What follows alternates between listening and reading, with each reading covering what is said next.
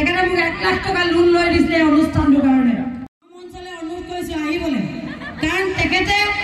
সদায় ভিতৰত থাকে আৰু যথেষ্ট সুস্থ এজন মানুহ যিজন মানুহৰ সত্য ছায়াত থাকি আপোনাৰ হ'ব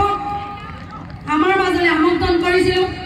আপোনালোকে বিশ্বাস নকৰিব যিদিনাখন মই নুমলীগড়লৈ গৈছিলোঁ সেইদিনাখন তেখেতৰ এক্সিডেণ্ট হৈছিলে মই একমাত্ৰ ভগৱানক কৈছিলোঁ যে প্ৰভু মই তোমাৰ নামত আহিছোঁ মোৰ মানুহজনক কিন্তু তুমি ৰাখিব লাগিব আৰু এয়ে হৈছে মই যাক অতি ভাল পাওঁ মোৰ ভোলে বাবা আৰু মোৰ মা গতিকে মোৰ মাৰ বাবাৰ আশীৰ্বাদত আজি ইমানখিনি ৰাইজ ইয়াত একত্ৰিত হৈছে তাৰোপৰি যিজন মানুহে প্ৰতিটো মুহূৰ্ততে আপোনালোকে বিশ্বাস নকৰিব তেখেতে মোক 1 লাখ টকা লোন লৈ দিছিলে অনুষ্ঠানটোৰ কাৰণে পইচা মোৰ আগত নাছিলে ক'ব কিন্তু নালাগে এই সুযোগ পাইছোঁ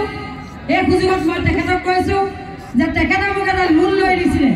এই অনুষ্ঠান ভাগি কৰিবলৈ গতিকে চিৰকৃতজ্ঞ মোৰ মানুহজনৰ ওচৰত যিজন মানুহৰ সত্য ছায়াত থাকি আজি তাৰিখত 10,101 মহিলা এই ফিল্ডখনত মজুৰ আছে জোৰদাৰ হাততালি দিয়ক আৰু হাততালি দিয়ক মোৰ মানুহজনক যাতে তেখেতৰ দীৰ্ঘায়ু কামনা কৰিছোঁ তেখেতৰ সুস্বাস্থ্য দিয়ক মোৰ প্ৰভু ভগৱন্তই তেখেতক জ্ঞান দিয়ক আৰু এইদৰে আধ্যাত্মিকতাৰ মাজেৰে আমি চাৰিটি প্ৰাণী যাতে একেলগে থাকিব পাৰোঁ মোৰ পুত্ৰ ৰূপজ্যোতিক মই মঞ্চলৈ আমন্ত্ৰণ জনাইছোঁ মোৰ ছোৱালী দিবাংকী দাস মই দিবাংকী দাসকো মঞ্চলৈ আমন্ত্ৰণ জনাইছোঁ হয়তো পানীৰ কাৰণে ইফালে ইফালে ঘূৰি আছে নেকি দিবাংকী দাস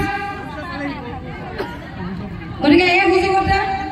মই দিবাংকী দাসকো ধন্যবাদ জনাইছোঁ মোৰ ল'ৰাই মোৰ ছোৱালী এটা কথা কৈছিলে মা যদি কিবা পইচাৰ অভাৱ হয় আপুনি আমাক ক'ব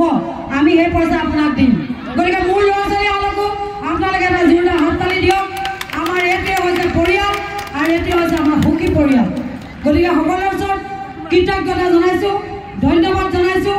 আপোনালোকে এই পিয়ালি ফুকন ষ্টেডিয়ামলৈ আহি আমাক এই আশীৰ্বাদ প্ৰদান কৰাৰ কাৰণে সকলোৰে ওচৰত চিৰকৃতজ্ঞ চিৰনমস্য ধন্যবাদ আৰু এই সুযোগতে মোৰ মানুহজনক মই এখনি তেখেতৰ মানুহজনক তেখেতে পিন্ধাব লাগিব ধন্যবাদ